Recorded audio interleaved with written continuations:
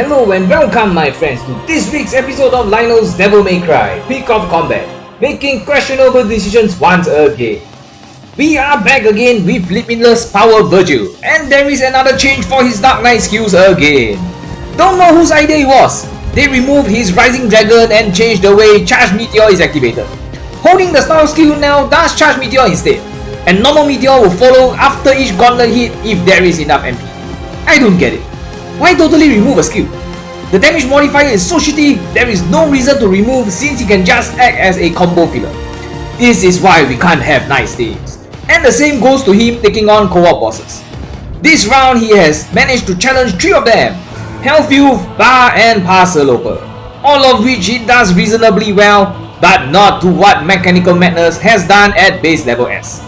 Since I have so much negative things to say about him, let's see how well does he perform, shall we?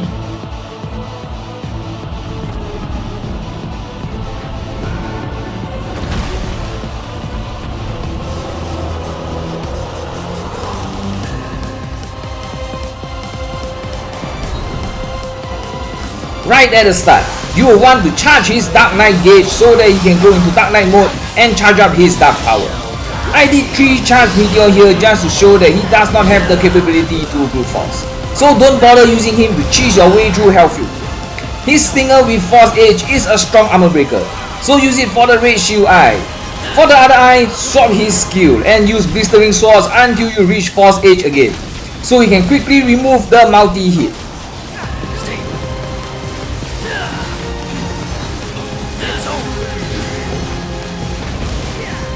Once the eyes are gone, just go in for the kill with charging Dark Power and unleashing Charge Meteor. For an S level hunter against an almost maxed out Legend Seeker, he isn't doing too bad, but just not great.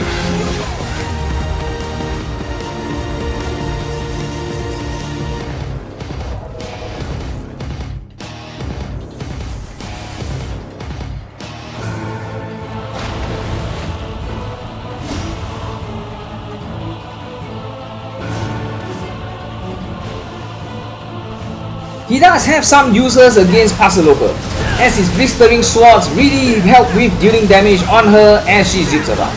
But just like most hunters, his damage is really lackluster here as he cannot consistently throw his Haymaker on her, as sometimes the Charge Slash will whiff or miss if Parselopper runs away at the last minute. Another thing to note is that he doesn't have extreme counter, so he'll be relying on his Force Edge Stinger to remove the shield if necessary. His Charge Meteor is again the main damage component in his skill set, but still leaves more to be desired when taking on Parselopper.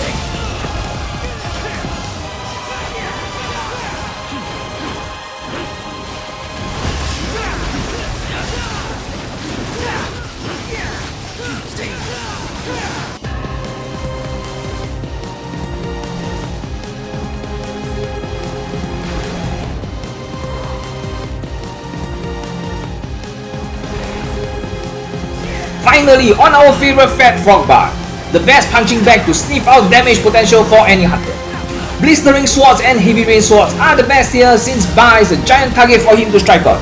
Plus his Charge Slash would hit almost everything as Baah usually sits at the same position.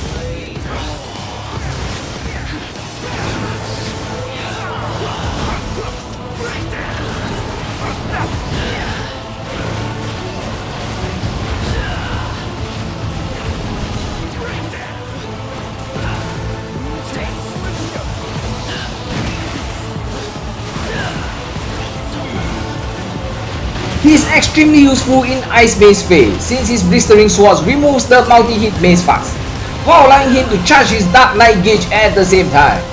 Once the phase is over, just keep pummeling the fatty with the usual attack and that's it. Damage is respectable against an almost fully decked out Gunslinger.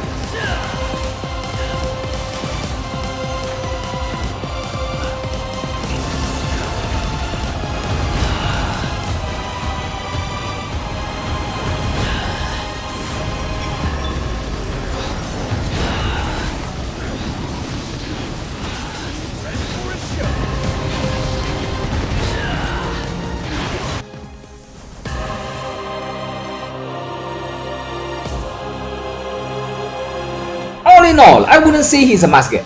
But since he is the very first Dark Hunter, he is a good to have so you can take on Dark Realm. Just him alone allows you to hit the 50th floor with ease, and you will definitely need to max him and his weapon out to fully maximize his potential. If you are low on resources to gacha, just wait for his step up banner.